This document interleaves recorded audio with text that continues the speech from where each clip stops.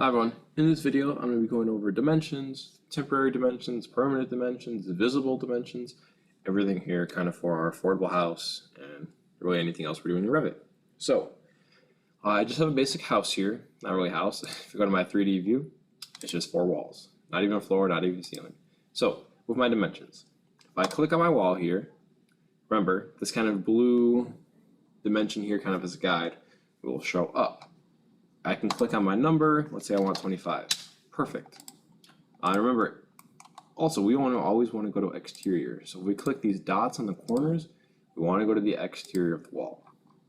So I could just click off. I click escape. If I click back, cancel, I can change this. So let's go 30. Cool. If I change this kind of like little dimension right here, it says make this temporary dimension permanent. So if I click this, now it's not really permanent, as in I can't change it. It's more just visible. So if I also just click this wall and drag it, boom, my dimension still changes. It's not until, so I can still click on this. Let's go back to 30. It's not until I click my dimension, I click lock. Once I click lock, you can see kind of like remove length or align constraint. Now I cannot lock, or I cannot move my walls or anything. I can move left and right still, but I cannot move the overall height or depth of the wall. So yeah, here we are. That's your visible, that's your difference, that's how you change them. Now, let's say you had, let's put some interior walls here. So I'm gonna go to 4.5 partition. Let's just make some walls here.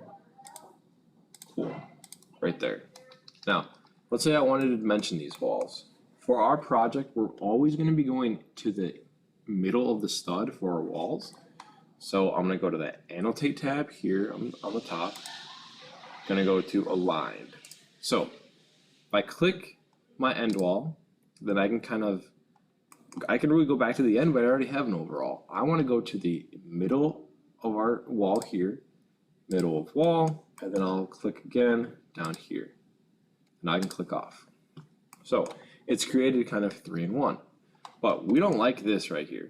What we want to do is we want to change these to the end. So perfect.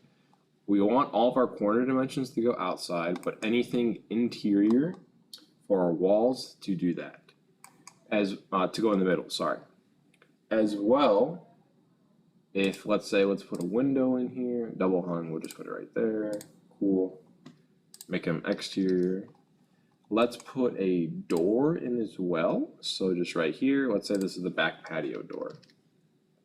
So let me delete my dimensions. Ooh, let me just delete these real quick. Let me put my door back in. Let's do a door here, do a door there. Sure, why not? Now, let's go back to Annotate, Aligned.